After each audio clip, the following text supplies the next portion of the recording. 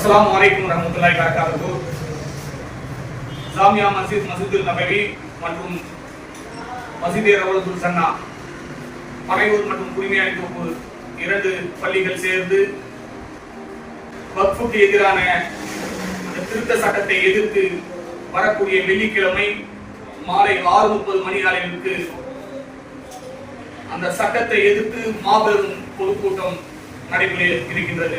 அல்ஹம்துலில்லாஹ், இறைவன் நாடினால் 2ஆம் தேதி வெள்ளிக்கிழமை அந்த பொதுக்கூட்டத்திலே அந்த வக்ஃபு சட்டத்தை எதிர்த்து ஊர் பொதுமக்கள் அனைவரும் குடும்பமாக எப்படி ஒரு திருமணத்திற்கு நாம் குடும்பமாக செல்வோமோ, நம்முடைய உரிமைகளை பாதுகாக்க குடும்பமாக அந்த பொதுக்கூட்டத்திலே பங்கெடுக்க வேண்டும்.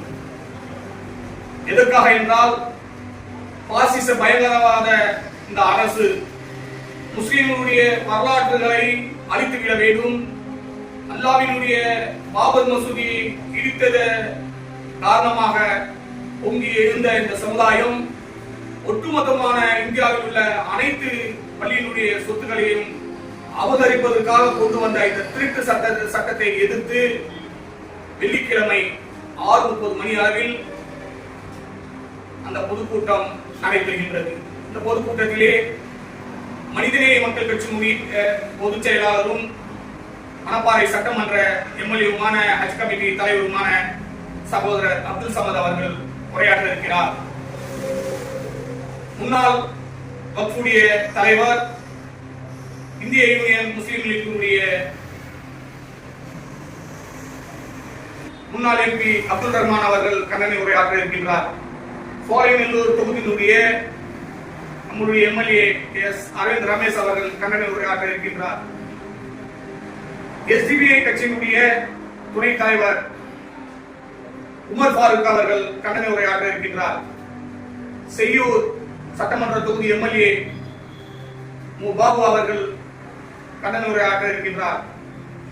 விடுதலை சிறுத்தைகளுடைய மண்டல குழு செயலாளர் சூகா விடுதலை செழியன் கண்டன உரையாற்ற இருக்கின்றார். இன்னும் இந்த நிகழ்ச்சியை, இந்த பொதுக்கூட்டத்தை சிறப்பிக்க ஏயு அபுபக்கர் உஸ்மானி தலைமை இமாம் பாலாவாக்கம் மஸ்ஜிதே மஹமூத் உடைய இமாம் அவர்களும் கண்டன உரையாற்ற இருக்கின்றார்கள். ஆகையால் அனைவரும் இந்த பொதுக்கூட்டத்திலே சங்கமிப்போம்.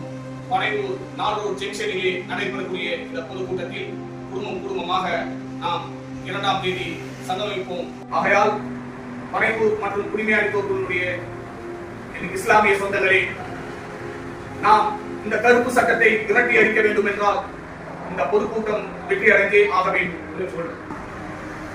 மற்றும் நம்மளோடு தொப்புள்குடி உறவாக இருக்கக்கூடிய என்னுடைய மீனவ சமுதாய மக்களும், இங்கே எங்கள் அருகாமையில் வாழக்கூடிய என்னுடைய இந்து சமுதாய மக்களும் அந்த பொதுக்கூட்டத்திலே பங்கெடுக்க வேண்டுமாய் அன்போடு வேண்டுகோள் வைக்கிறேன். இது இஸ்லாமியர்களுடைய சொத்துக்களை திருடக்கூடிய சட்டம் அல்ல. ஒட்டுமொத்த இந்தியாவில் பார்ப்பன அல்லாத அனைத்து மக்களுடைய உணர்வுகளையும் சொத்துக்களையும் கொடுக்கக்கூடிய வேலைகளை தான் இந்த பாஜக அரசு செய்து வருகிறது. ஏனென்று சொன்னால், நாக்பூர் அலுவலகத்திலே என்ன எழுதி தரப்படுகிறதோ அதுதான் இந்த பாஜக அரசு இதுவரையிலும் நிறைவேற்றி இருக்கின்றது.